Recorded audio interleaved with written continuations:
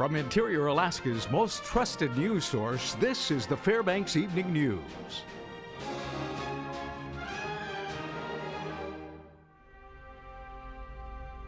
Good evening and welcome to the broadcast. Once again, Sarah Dubowski has the evening off. Our top story, the Alaska House of Representatives held over a concurrence vote on HB 257, the state operating budget passed back by the Senate earlier this week. It will be taken up Friday on the House floor as unfinished business. Now, the body did pass a bill that proposes restricting the sale of products containing dextromethorphan, or DXM, to Alaskans over the age of 18. Those under 18 would require a licensed practitioner's prescription. It also require presentation of government-issued identification to purchase medicines containing DXM. HB 125 passed by a vote of 32-3, with Interior lawmakers Tammy Wilson and Adam Wool voting against passage. The bill now heads to the Alaska Senate for consideration. Representative Cherise Millett of Anchorage sponsored the bill. She says some teens consume large quantities of DXM-laden cough medicines in order to get high. It's a growing concern for kids in middle school that when they are looking for ways to alter their state of mind, that they're using this in large quantities. Another side effect of using dextromethorphan in a high quantity is that in young growing children, it has an adverse effect on your internal organs, especially your liver. U.S. Senator Lisa Murkowski of Alaska voted today against allowing the Biotechnology Labeling Solutions Act to proceed on the Senate floor, continuing her fight to mandate labeling of genetically engineered or GE salmon. The measure would block states from issuing mandatory labeling laws, such as what the state of Alaska passed in regards to GE salmon, for foods containing genetically modified organisms. This is in direct contradiction to Murkowski's efforts to require mandatory labeling of GE salmon nationwide before it's sold to consumers. The cloture motion was rejected narrowly by vote of 48-49.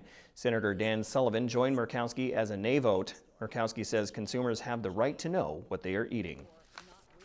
It's not opposition to the overall bill or its underpinnings. Where my concern remains is mistakenly allowing genetically engineered salmon into our homes, mislabeled as salmon.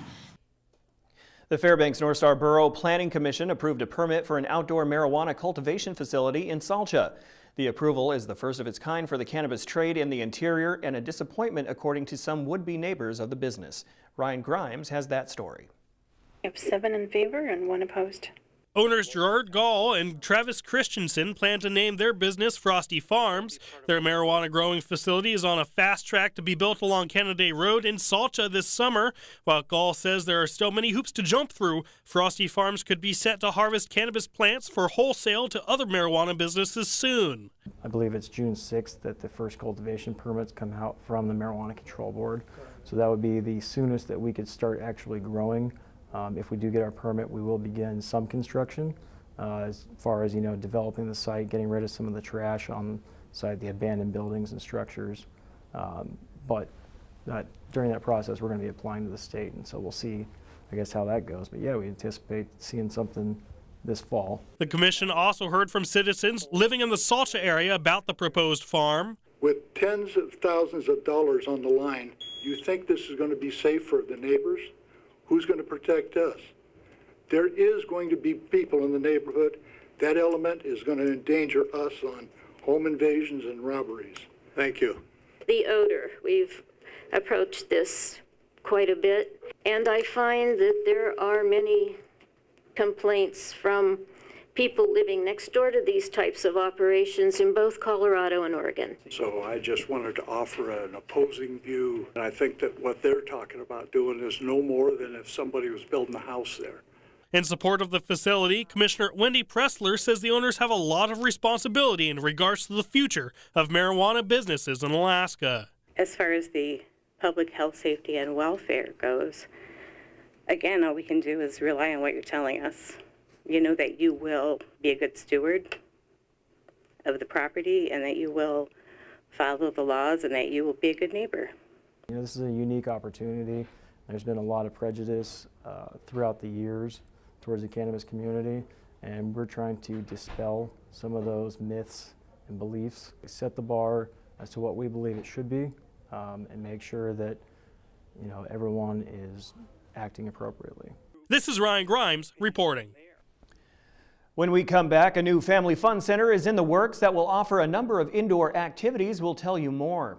Also, in this week's military report, Monty Bowen tells us about a recent meeting with Congress that outlined the North Korean threat. Stay with us. And welcome back. One adventurous couple has decided to purchase a 45,000 square foot building and make some interesting modifications to it.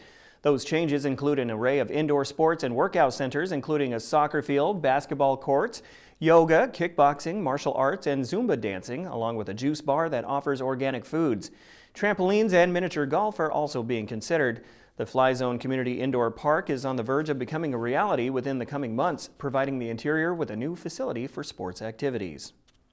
I know that like IYB, there's limited time that we can have in the schools, and the indoor soccer has limited time they can do in the schools. And so we were looking for a place that was big enough to have basketball and indoor soccer and Zumba and the other different things all under one roof, where the whole family could come at one time and do it all together. We're trying to offer a huge variety of classes such as core, Zumba, yoga, kettlebell, and a variety of aerial classes. So, and then in addition to that, there will be more, I'm sure, once we get started. If you thought this winter was unusually warm, you might be right. In fact, today at UAF, a representative from the National Weather Service confirmed we're above normal. In front of a gathering of scientists and media, it was determined that this current winter of 2015 to the present ranked as the second warmest on record. Now, the reason was because of a strong El Nino effect, or warming of the waters off the coast of South America, which in turn changed the overall jet stream patterns from their normal directions. Now the pattern is returning to normal, but what does that mean for the upcoming summer? The current forecasts are for increased chances for significantly warmer than average temperatures, but also at least a slightly increased chance for wetter than average. We've had 2 wet summers in a row in the interior. At least some chance for wet again, but whether that comes in the form of more showers and thunderstorms or whether that comes in the form of gray, rainy days, that we don't know yet. Last week, U.S. combat commanders testified at a posture hearing before the U.S. Senate. Monty Bowen has details in this week's military report. William Gortney, commander of U.S. Northern Command and of the North American Aerospace Defense Command, was one of those testifying before a Senate Armed Services Committee hearing on defense posture. That was on March 10th. In that hearing, Senator Dan Sullivan asked about North Korea's latest capabilities with their missile systems. Can North Korea range any part of the United States right now in terms of their missile capability, and that's either the mainland or Alaska or Hawaii or any American territories in the Pacific? Sir, is the commander accountable of holding the trigger to defend the nation against that particular threat? I assess that they have the ability to put an ICBM in space and range the continental United States and Canada. So clearly then Hawaii and Alaska are in absolutely, range. Yes, sir. In nuclear capability ICBM yes, now sir. Or soon? I assess as the commander there that it's the prudent decision on my part to assume that he has the capability to miniaturize a nuclear weapon and put it on an ICBM. And I have the ability today and range the continental United States. And range all of the states of the United States and Canada, and we have the ability to engage that threat. Sullivan asked whether the number of ground-based interceptors at Fort Greely is enough. But do we have enough to deal with the threat that certainly seems to be increasing? It'll be 44 interceptors by the end of 2017. 44 in Fort Greely in the great state of Alaska. It's not going to be enough because it's not going to be able to outpace the threat in the number of raid counts, the number that can be shot at us as we project into the future. Which is why the investments that you all have supported in research and development are so important to get us on the correct side of the cost curve. Admiral Gortney said the main sensors and detection devices are placed in Alaska because of the state's strategic location. This is Monty Bowen reporting. The military report is brought to you by Kendall Auto of Fairbanks. Joe Cook is next with sports. He gets you set for this week's GCI Open North American Championships. Also, local players get all-state honors for basketball. That and more after the break.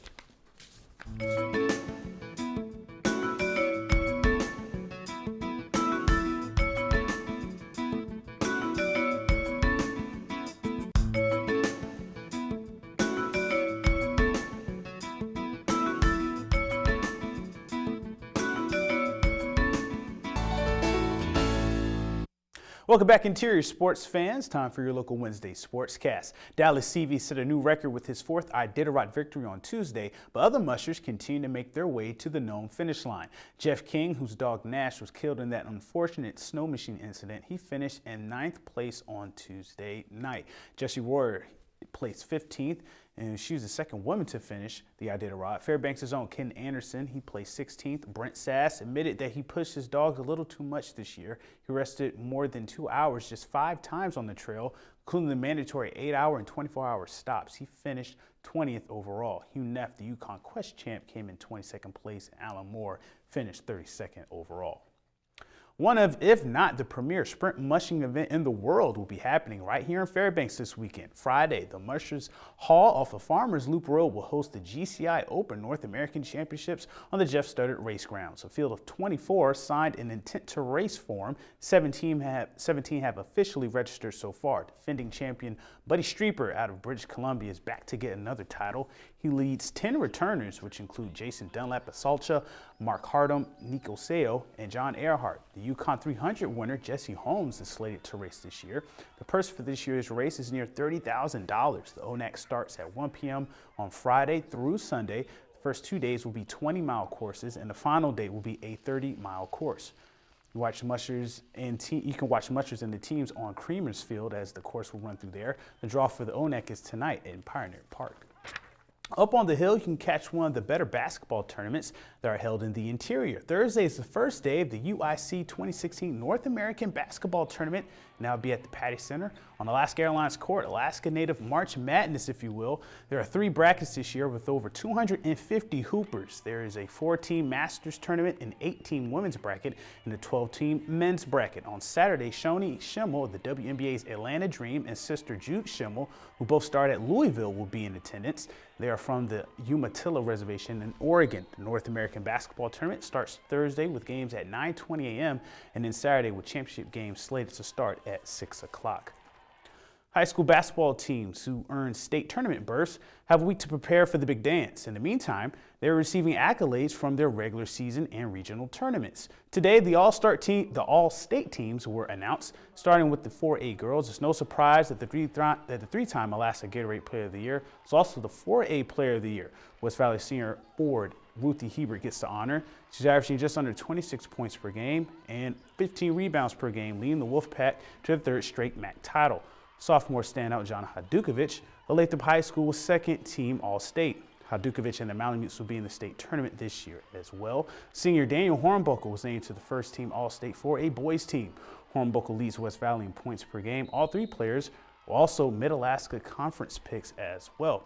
And as we go to the 3A honors, junior forward Jeremiah Bailey of the Monroe Rams was named to the All-State 1st team. Teammate and sophomore point guard Devon Davis, he was named to the All-State 2nd team. Delta's Martise Blankenship is 2nd-team All-State for the Huskies, and Roma Harris, 2nd-team All-State for the Galena Hawks, along with guard Eric Jones. The Hutchinson Hawks had 2 players named to the All-State third team. Despite missing a little more than half of the season waiting for medical clearance, junior forward Xavier Udebe is All-State for Hutch. And on the girls' side, Hutchinson freshman point guard Cece Tate was also named to the All-State team. She will help lead the Hutch girls into next week's state tournament. Kylie Wallace, the 2A Player of the Year for Petersburg, she is signed to attend UAF. It's March, so that means it's bracket time. Interior basketball fans, you have until 8 a.m. tomorrow morning to fill out your bracket for the KTVF College Hoops Challenge. Go to Webster11.com under the Lifestyle tab and click on Contest. You can log in through Facebook or create an account to fill out the bracket. It's a really crazy year because I'm just filling out 2 brackets, so I'm not feeling confident. The grand prize is a Honda trimmer from Outpost, Alaska, and 2 large pizzas from Pizza Hut. Fill out your brackets tonight. Again, you have until 8 a.m. tomorrow to get into the KTVF College Hoops Challenge. And that's it for sports tonight. Thanks for watching. Mike Schultz is next with weather, and as always, we'll catch you next time. Hey everyone, welcome back in to Wednesday night. Mike Schultz with you once again, talking about the weather. Well, the snow came. Now it's going. Didn't get that much as we thought we were going to get. Still anywhere from 4 to 6 inches. It depends on whereabouts you live, but the snow looks like for the most part it's wrapping up. And as far as what we're talking about tonight, well, a little more snow is possible tonight but colder temperatures moving in. Also, sunshine will return and colder air will move back in tomorrow. In fact, tomorrow night's low could be around close to 20 below in the lowest lying areas. And then guess what? Off and on snow will begin once again over the weekend. Right now it doesn't look like anything measurable, but that could change pretty easily. Temperatures right now, 18 degrees at the airport for the high. The overnight low is 12. The record high 46 in 1937. The record low 40 below in 1959. Your sunrise and sunset, not quite 12 hours. We'll go over 12 hours of daylight tomorrow, a gain of 7 minutes today. Taking a look at all that snow today, as you can see, it did move through the Fairbanks area this morning and this afternoon. Now it's moving to the east and to the west. Not much going on at all. So we're looking at just mainly some cold air filtering back down from the north slope into the Fairbanks area. Over southeast Alaska, once again, still some periods of rain there. And then across the southern section, still snowing around the Prince William Sound area. Valadie is expecting some pretty good snow tonight. What's going on the big map? There's the rain. Actually, it's ended around the Ketchikan area, and also Juneau looking at some cloudy skies. Anchorage looking at partly cloudy skies. I don't know where this lightning bolt's coming from. There's nothing there. There's no thunderstorms. Kodiak, some showers and 40 degrees. And over the Aleutian Chain, partly cloudy skies at Cold Bay, 36. Now, over the west coast, the temperatures are definitely cooling down there. 15 degrees at Bethel, 13 at Nome, and across the north slope, 8 degrees below zero at Barrow, with in Fort Yukon only 9 degrees above.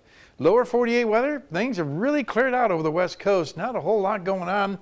So things are looking very nice there for the next few days at least. Still a pretty good flow of moisture coming across from the northwest, helping to fuel that storm that's sitting over the Great Lakes. That's also bringing with it some mixed precipitation around the Minneapolis area. And then another frontal boundary moving across the southern sections of the country, but nothing severe, and that's good news to report. They are looking at some snow developing across the across the Rocky Mountain region, including Denver. They could get as much as 3 to 6 inches starting tomorrow night into Friday, and of course more snow in the higher elevations. And the jet stream once again is showing a pretty good buckle as it moves up over Canada and then roars back down across the eastern half of the country. So look for some more rain and snow there, possibly a snowstorm over the northeast by next week. Okay, time once again for our weather fact for tonight. And the weather fact is in 1986, Anaheim, California, a small but rare tornado touched down close to Disneyland. Fortunately, no damage was incurred or injuries, but I'm sure that was pretty exciting for the folks there, thinking it was one of the rides that they would not be able to get on. Anyway, thanks as always to Mount McKinley Bank for sponsoring our Kids Weather. And speaking of Kids Weather, well, next week we'll be visiting with the kids from Northern Lights Academy. Here's your forecast. Across the northern sections of Alaska tomorrow, mostly sunny skies at Barrow. Sunny skies also expected at Nome, and just flurries likely for the Fort Yukon area. Here in the interior, a complete about face from what we had. Sunny skies to return for Healy and Fairbanks with lingering flurries in the Delta Junction region. 18 degrees at Delta Junction tomorrow. Over southeast Alaska, mixed showers for Juneau, and just cloudy skies expected at Ketchikan. While out to the southwest part of the state, rain and snow expected at Cold Bay and also at Kodiak, mostly sunny skies in Bethel. And if you're heading down to the Anchorage Bowl, not too bad. Partly cloudy skies in Anchorage, cloudy in Homer, but still some snow, 2 to 4 inches expected in the Valdez area. And our forecast for the remainder of the night, as you can see here, colder with a little snow possible, 1 to 3 inches in the most prone areas. 7 degrees below zero for the overnight low. Tomorrow's forecast, sunshine, but colder temperatures returning tomorrow night, 24 degrees for the high. Low tomorrow night, close to 15 below. And as far as the 5-day outlook, as you can see here, each day we're expecting a possibility of seeing a little light snow in the forecast.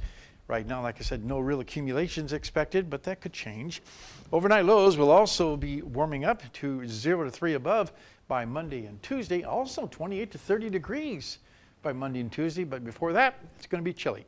Our forecast, or I should say our picture for tonight, this one sent in by Stephen Gloria, a morning winter sunrise. Get beautiful colors and kind of an ominous looking picture there. And as always, if you have a photograph to send it to photos@ktvf11.com. looks like a big bomb. Yeah. In Ooh, the we don't want distance. to say that. Well, no, you know what I'm saying. Oh, I didn't mean it. I grew up in the 80s, you know, Cold War. So, very good. So just a few more nights of cold. Yeah. Yeah, and then next week looks good.